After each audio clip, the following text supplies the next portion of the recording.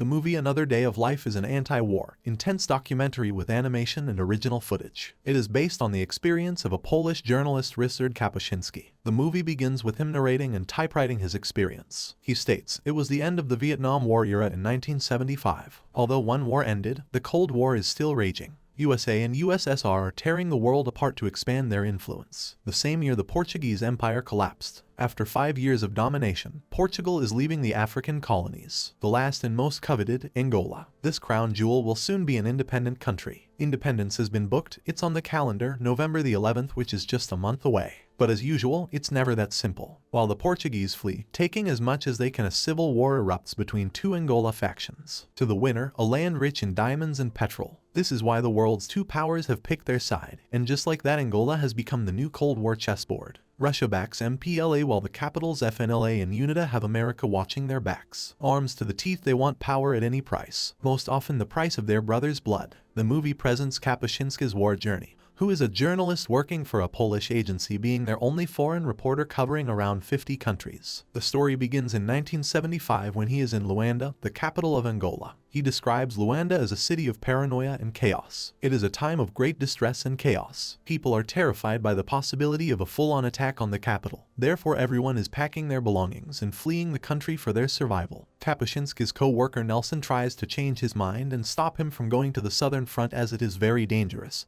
and there has already been a report of a journalist being eliminated. But he is very determined and nothing seems to change his mind. Kapuscinski insists on going in order to interview the commander of the southern front, called Farusco. While he is in a bar, Nelson is being broadcasted on the television news and people are discussing the city's situation. Two men, Arthur and his friend, are arguing over which foreign power will take over. Arthur says according to him CIA is the power that will take over, but his friend disagrees. Kapuscinski interrupts their argument and asks them why have they only been talking about rumors but not what's real. He tells them that the war will be decided on the southern front, not anywhere else, and that's where he is headed next. He also talks about Farusco, who is the talk of the town for being commanding and holding the southern front all alone with his soldiers. Upon hearing Farusco's name, another man rushes, swearing at Farusco, calling him a traitor for being a Portuguese who joined the MPLA. He even threatens to eliminate Farusco if he ever sees him. Moving on, Kapuscinski tries to convince his friend Arthur to take him to the southern front because being an Angolan, Arthur will not need any permit, to which Arthur first disagrees,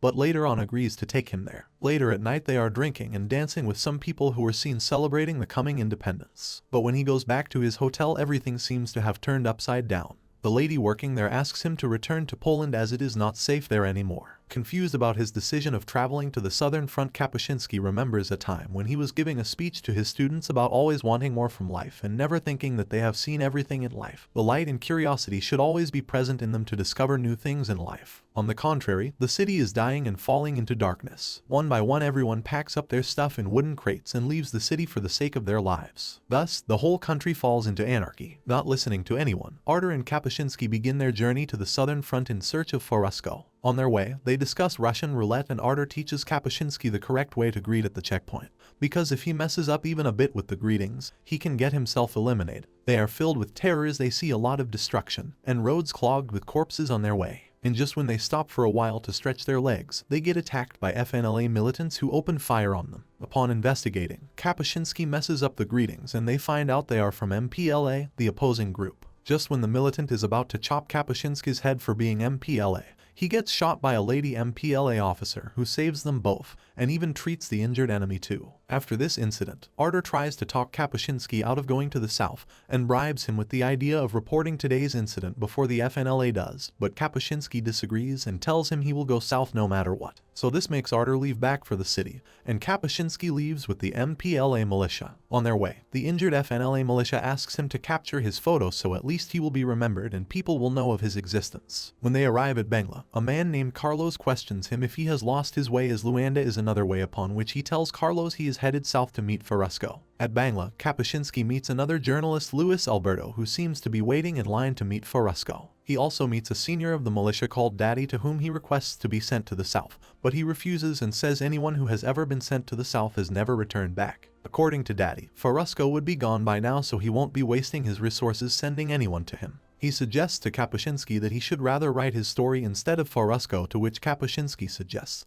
that if he sends one final and proper military expedition and if by any chance Forusco would be alive, they will have 2 heroes of the South, him and Forusco. Daddy seems convinced and they make a deal. However, Kapuscinski before leaving requests Daddy to be sent along with Carlota, who saved his life. They leave for the south with a military convoy. On their way, Carlota tells them how great of a man Forusco is. He taught them how to fight and stand strong and he wants to see them victorious. Carlota asks him if there has ever been a war in his country, to which he replies that there was in the past when he was a kid, but they ended eventually. They pull over somewhere to take a break and Carlota asks him if he misses his homeland Poland, to which he agrees, but adds that he misses Africa more when he is there and questions Carlota about what will she do once the war is over, to which she says that after it is over and Angola is back to the way it used to be, she might become a nurse or even a doctor. When they resume the journey to the south, they get informed that the enemy is hiding in the forest getting ready to attack. Carlota orders to take Kapuscinski and Lewis back to Bangla. They can resume the journey again tomorrow. While they are taken back, Carlota and the rest of the soldiers leave to deal with the enemies. Back at Bangla, the Polish agency asks for updates from him, and he informs them about heading south and tells them he'll have a big interview in 2 days. Daddy interrupts him and disagrees with sending him again because of the recent attack that got all the militants who were sent in the convoy eliminated. This news makes his blood boil and he can't control but think about all of the soldiers who lost their lives, thinking that it was their fault that they left them there alone. He then decides he will go to the south by himself and goes straight to Carlos to take him to Forusco. On their way, he falls asleep and keeps dreaming about the lives lost, but mostly about Carlota, whose personality had him intrigued. When they enter the south, Carlos starts shouting to wake him up as shots are being fired at them by MPLA.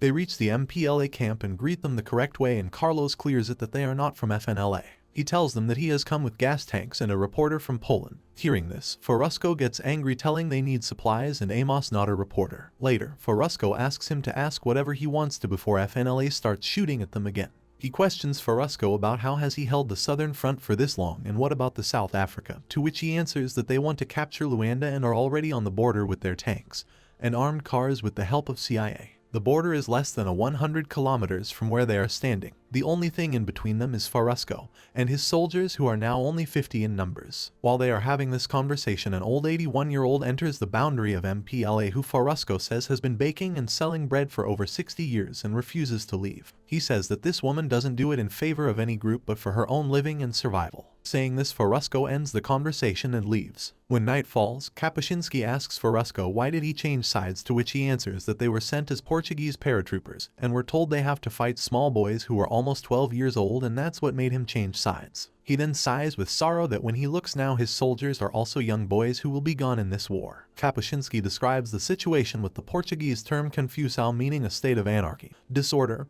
and absolute disorientation. Forusco shares that he has a son born to him in Lubango who he hasn't seen and is not sure if he will ever be able to see him, because he might end up in eternal sleep, but he is not afraid of eternal sleep nor has any fear. In the morning, when Kapuscinski wakes up, he watches the soldiers exercising. Forusco informs him that the South Africans have moved and he needs to warn Luanda by going there with Carlos, because if they do so they will have at least a couple of days advantage, considering that the South Africans will be moving slowly as they have tanks and other heavy supplies. Forusco also asks him to inform Luanda that back at the southern front they need reinforcement. While Forusco explains the map to him, he hears the announcement of the attack on the radio, and all of them runs to take cover and hide. Kapuscinski and Carlos press the accelerator and speed to reach Luanda. In the meantime, the enemy attacks the southern front and Forusco gets shot. Upon reaching Luanda, Carlos and Kapuscinski find a completely deserted city with no people in it, a city lost in darkness. However, Arthur seems happy to see his friend alive. Kapuscinski tells him South Africa has attacked from the south and heading towards Luanda, so he needs to see Nelson immediately to inform them about the situation. Arthur warns him that even here things have changed, and he might not get to see Nelson because he is no longer in charge. He finds out that Cuba has been planning to back Angola in this war, but this has to be a secret. Kapuscinski realizes that they are in a state of the Cold War, and a Cold War never ends. While he is writing updates to his agency about the South African invasions,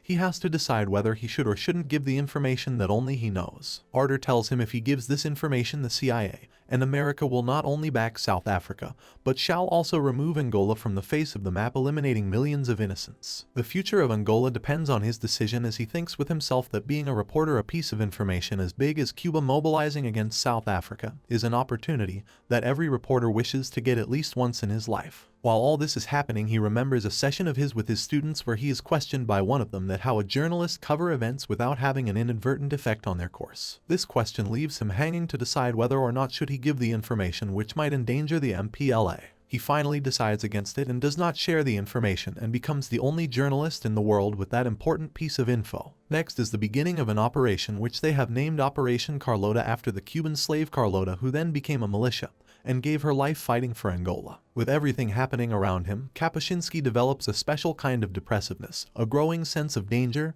and fear. The Cubans help MPLA free Angola, and after days of war and destruction, the civil war ends with millions of lives lost. But the international conflict still persists, which would last for years. With that, Kapuscinski covers another war in his life and asks his agency for permission to return home. With permission granted, Arthur drops him off at the airport and wishes him a good time ahead. But Kapuscinski seems a little confused and sad. Upon inquiring, he confesses that he had a student who asked him about journalism, and that when a journalist arrives at war-torn regions they change things. To which Arthur replies that he has really been that person who changed things for them by helping them in Angola. The time comes to part ways and Kapuscinski departs for his home. This war changes Richard Kapuscinski as a human and he emerges as a new person. He says that it is hard to forget things like these. It stays in your heart forever and it's up to you what you do about it. It is as powerful as Confucio. You cannot beat it but only get through it and emerge exhausted and satisfied that you survive. But gather strength for when it comes again, which it will. And even then it has something we can grab a hold of to avoid being sucked in, and that's how you can get through it. Save something, a memory, a thought, a reflection. He thinks about what might have happened to everyone he met there, like his friend Arthur or the strong, courageous Forusco, although he was back. But the war lasted for another 27 years till 2002, and 1 million people were displaced with a lot of loss. Kapuscinski decides to write a book dedicating it to them to make sure they are never forgotten, so everyone would know who they were. He becomes their voice even after they are gone, making sure they live on forever. The movie ends with the original pictures of everyone he met on his journey, and everyone who lost their lives, so they will be forever remembered.